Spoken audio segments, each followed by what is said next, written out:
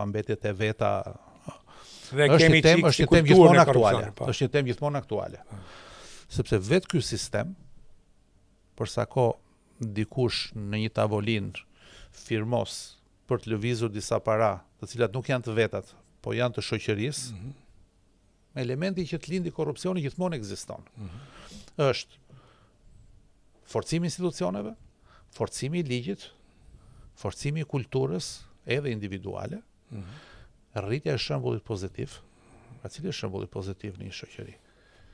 Është ai i cili punon me ndershmëri, apo është ai i cili në një periudhë shumë të shkurtër ndron makinën, ble shtëpi, bëhet me vilë, sot është bërë ai që ndron makinën. Kur s'është në biznes. Kur s'është në biznes. Pa. Atëherë, në përgjithësi, në shoqërinë tonë, shembulli pozitiv është ky, i fundit.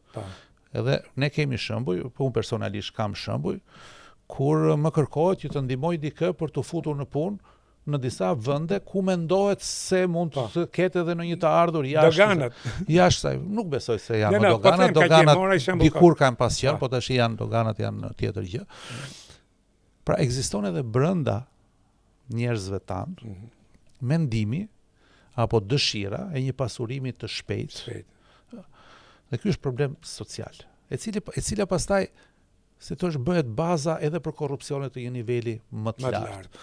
Sepse nuk mundet dot një titullar, cili do qoftë ky, në cilin do shtet qoftë, që i vetëm të bëj korrupsion.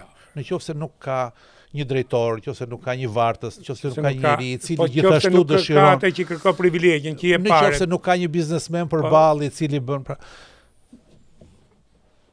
Është pjekja e shoqërisë, ndërtimi i institucioneve, forcimi i ligjit dhe e gjithë kjo ngrehin në themelet e tyre ka sistemin e drejtësisë. Në qoftë se ti ke një sistem drejtësie i cili reagon në mënyrë të drejtë ndaj këtyre fenomeneve, to janë fenomene që shkojnë drejt zbehjes së tyre. Do ketë gjithmonë, përndryshe s'ka pse të ekzistojnë institucione të cilët e ruajnë këtë gjë, por duhet të zbehet dhe nuk duhet të jetë me një plagë sociale. Që neve sot ndodhemi në një fazë që ti nuk mund të pretendosh të bëhesh antar i Bashkimit Evropian pa pasur një drejtësi e cila funksionon në mënyrë të pavarur. Dhe ajo çka edhe kryeministri artikulon me shumë të drejtë të dorëzimin e asaj shpatës tek drejtësia, që ishte një pushtet që ndoshta mund të ishte shumë komod ta kishte politika, të vazhdonte ta kishte në dorë këtë gjë. Por një ditë dikush duhet ta bënte këtë hap. Dhe këtë hap e bëri Partia Socialiste me Edi Ramën. E mori përsipër ta bëj këtë hap. Tash ky hap i bërë është hapi i duhur, i drejti. Se çfarë problematika është lindin gjatë këtij procesi? Se asnjë proces nuk është që në hapin e tij të parë i konsoliduar, u mendua gjithçka që në fillim siç duhet.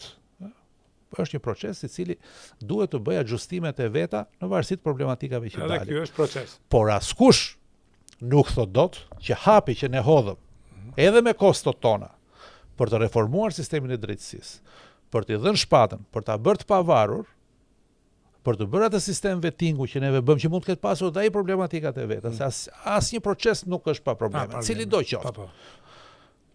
Nuk thot dot që ajo që bëm nuk ishte e duhur dhe nuk ishte e drejta. Dhe pa Parti Socialiste kjo nuk do ishte bërë asnjëherë. Dhe pa vullnetin e një personi që është kryetari i Partisë Socialiste dhe kryeministri i vendit. Po si e shpjegoni faktin që ky SPAK